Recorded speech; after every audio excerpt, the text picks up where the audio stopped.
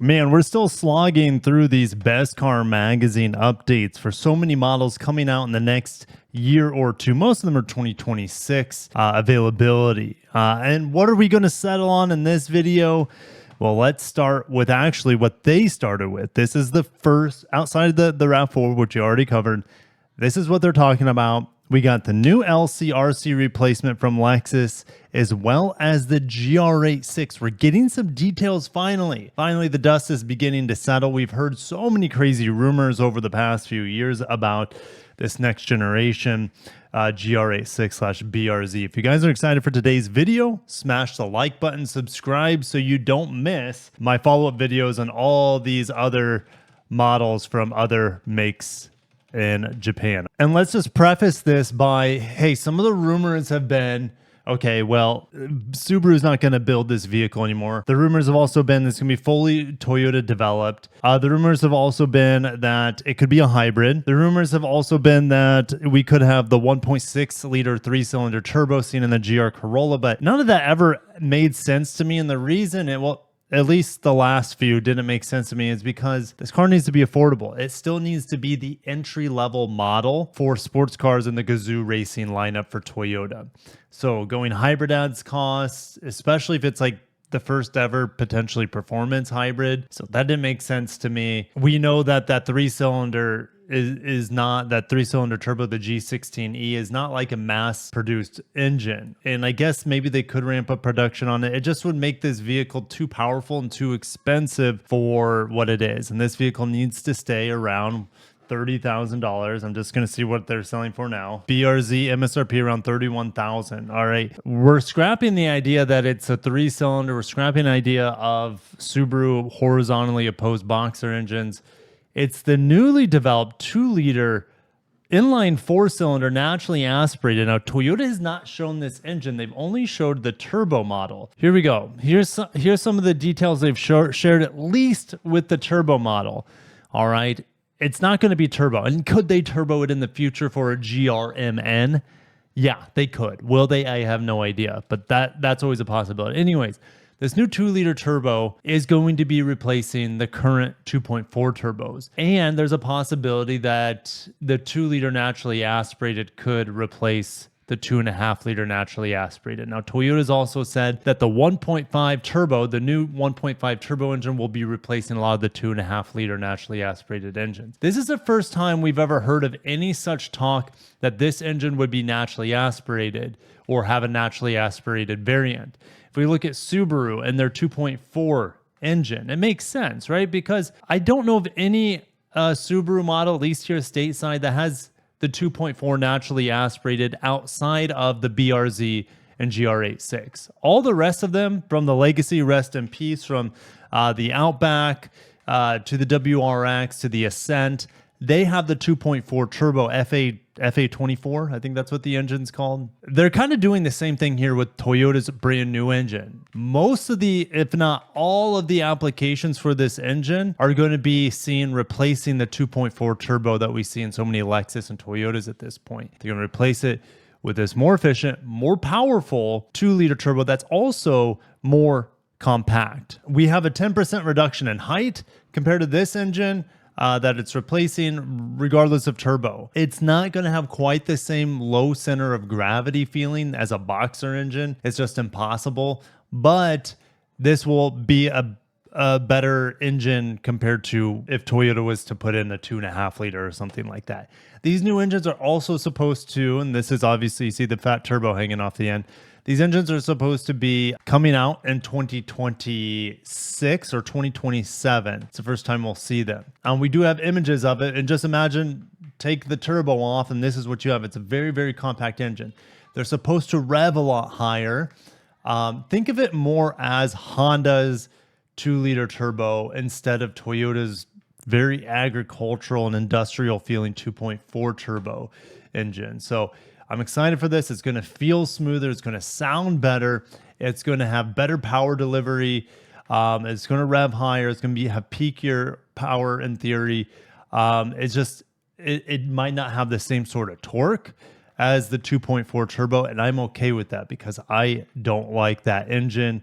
in pretty much every single application that it's in from Toyota and Lexus. So I'm excited for this engine. All right. Could we see a 1.5 turbo? It doesn't seem like it. Again, that could potentially add cost. And this engine, remember, is a replacement for the 2.5 liter naturally aspirated. What kind of power could we see if we go back to this engine? Obviously, we could see 400 horsepower from a turbo. From a naturally aspirated, we could see half the horsepower, 200 horsepower. It's not as much as a 2.4 that we see in the Subaru, but time will tell. We really don't know anything about this engine other than what it kind of looks like, its spatial improvements, and when it's turboed, we know about its thermal efficiency and horsepower improvements, but we don't really know anything about its natural aspirations. All right, so let's keep reading. The development structure for the new GR86, the third generation, will be surprisingly different from the previous models. Development work that was previously led by Subaru will now be led by Toyota. Okay, that's continuing and seemingly the narrative here over the years with the rumored GR86. It will no longer use the same engine as they thought was a GR Yaris, which has previously been reported as the 1.6 liter turbo hybrid. Okay, remember, it wasn't just turbo 3-cylinder, it was 3-cylinder turbo hybrid. Again, that would be so risky. It'd be so expensive. It doesn't make any sense to me. But the latest information is that it'll be equipped with a 2-liter inline 4-cylinder naturally aspirated engine. This is a 2-liter that is naturally aspirated version of the 2-liter turbo engine that was revealed to be under the development at the Multi-Pathway workshop in May of 2024. That's where Subaru showed off their Boxer hybrids. That's where Mazda showed off their rotary performance model or performance hybrid situation, which we could see in the iconic SP. We'll have to make another video on that. One of its features is the compact design, which we just showed you, and allows the bonnet / hood height to be lowered. Yes, they can make the hood very low, but that's on a conventional Toyota. The hood is already very low in a GR86 because the engine sits flat. All right. So in theory, it should allow the hood to have and the car to have the same proportions, despite it being a vertically mounted engine instead of the horizontal Boxer. Anyways, let's keep moving. The drive system will of course be front engine rear-wheel drive. The platform will also be completely renewed, and it is expected to be developed using TNGA technology based on the FR floor of the Lexus S. Now, it could be the Lexus IS. It's hard to say. Now, we don't have a TNGA Lexus IS. The current IS is all off of old technology, assuming that they're talking about the Lexus IS. We don't have a new Lexus IS, but it would make sense for them to split the cost if they have a newly developed TNGA IS that should allow for BEVs, that should allow for hybrids, that should allow for pure ICE as well. So that's exciting. If it's true that this would be sharing a new platform with the IS. The IS seemingly, I know I'm getting off track, Lexus doesn't really know what to do with the IS, to go fully battery electric with it, or do they wait till solid state batteries is available? Do they make a new platform that can do both? Even it seems to be that's where Toyota and Lexus is going, is to have platforms. If you watched my round 4 video, Toyota's modifying their platforms on the TNGA to be able to more efficiently handle EVs as well as ICE or hybrid powertrains. All right. They're saying the new model will also have, it will be the same proportions of the current model. All right. So let me know what you think of this latest. This makes sense to me. I'm more excited for it because, well, we've been there, done that with the Boxer engines. No shade on them. I know they've had their reliability issues with the oil situation, oil starvation and high G's on tracks. And I don't know how bad that issue is. Not quite sure. Maybe it's some sort of lubricant. I don't know. I never really looked into it that much because I don't have one, and it hasn't affected me personally. The new 4-cylinder engine, I'm dying to test out. Turbo or non-turbo. To me, it's going to feel like, I'm expecting it to feel like an old naturally aspirated Honda engine without the VTEC. So I can't wait for it. It should be fantastic. and it should keep the cost down on this vehicle, and it should be very efficient as well. In theory, it should be more efficient than the Boxer. Will the handling be as good? Maybe. I mean, yeah, there's a give and a take. So the center of gravity of the engine is a little bit higher, but what if it's lighter? It could potentially be down on power and torque as well compared to the Boxer. But hey, if they keep the price down, that's what's important. Is it still fun to drive? Is the 6-speed manual going to be excellent? Is it a smoother engine than the Boxer? I highly doubt it, because the first generation BRZ/86, that engine was very agricultural feeling, very tractory. And then you get in the new one, it's very, very smooth in comparison. This should be taking that refinement to the next level. All right, so let's turn the page. Guys, let's get into this. I have not read this yet. This will be fun. Experience a world of luxury FR coupes that only Lexus can offer. I mean, sure. All right, let's keep reading. Currently, the LC and the RC are being developed as the luxury sports coupes from Lexus. These two vehicles are planned to be integrated into one vehicle model in the next model generation. This is what we've been hearing for a while. No longer LC RC. The RC is just, if you watched my video earlier this week, RC is officially dead. This is the last year you can get your hands on a new RC and RCF. All right. And it's also probably the death of Lexus F. But the concept is an orthodox sports coupe that also combines a sense of luxury, and the development is progressing steadily. The powertrain is likely to be a 3.5 liter. So this is, as I just looked ahead real quick, this is strange. They don't know what the powertrain is going to be. I'll just say that. So we have all these options. If it's coming in 2026, then we could have the new 4-cylinder engine right here. Okay, that would make sense to me. That can produce up to 400 horsepower. All right, in different tunes. So maybe you have a RC or whatever they call this thing, SC.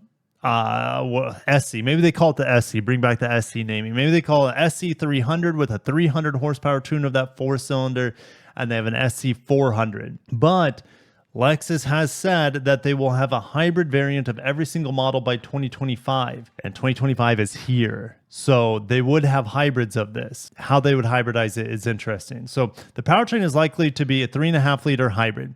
Don't believe that. Don't believe we would have a naturally aspirated V6. Just wouldn't pass emissions in many countries. So, and there's strong information that a BEV will also be certified. This is starting to make sense if this is also the precursor to the next generation IS. Surprisingly, you would think that the IS would come out first. IS is a higher sales volume model. Could the IS still come out first? I guess. But you would think they would launch this after the IS has been out, but who knows? They're saying that the 3.4 liter twin turbo V6 that the Tundra has could be in here.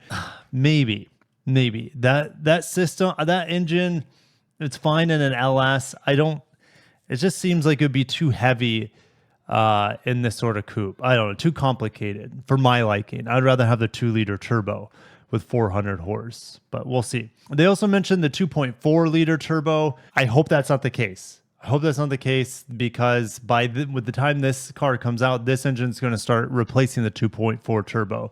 So I would say here's what I'm predicting: 2-liter turbo, this engine on the base, possibly hybrid standard. You're going to have a higher output hybrid turbo, and then you could have potentially battery electric variants as well. That's my guess. So yeah, I know I'm not adhering to what best cars engine prophecies here on this just have never made sense to me. 3.5 liter V6, that's dead. All right. 3.4 liter twin turbo V6, it's a possibility, but Toyota seems that they would rather hybridize their 2-liter turbo than to just have the 3.4 liter twin turbo V6 seemingly. And so that I'm just going to end it there with that car. It should come. Who knows when it'll come? 2026 is what they're expecting. Am I excited for it? Not really, because it spells the death of the V8 in the LC500. The LC500 is the best Lexus outside of the LFA, probably ever. Even better than the LS400. Objectively, yes, it's better than the LS400, but if you look at comparatively the LS400 was far more important to the brand. The LC500 is not an important car for the brand, or not nearly as important. It's just a masterpiece of what Lexus is capable of. This new luxury coupe should have a nice interior. It's going to be good, but without the V8, not excited. Just be honest. I'm very excited for the GR86 largely because of the new 2-liter naturally aspirated engine. So I'm going to shut it down there. Thank you guys for watching. I can't wait to see your thoughts, theories on both of these cars, especially the Lexus, because there's just too much possibilities with it. It's hard to nail down for best car. And then, yeah.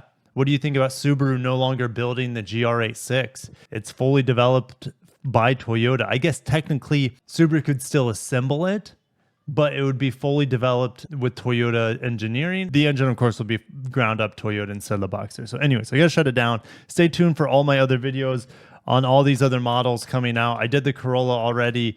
That's pretty exciting. Nissan, or should we get excited for Nissan? We'll see. I want to do a video on this thing because that could be fairly interesting from Honda.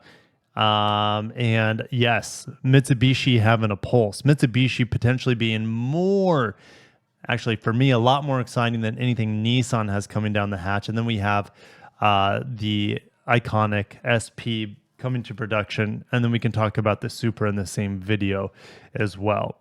Wow. Previa/Estima. There's just so much to talk about. Guys, make sure you subscribed, and I'll catch you in the next one. Have a great day, and peace.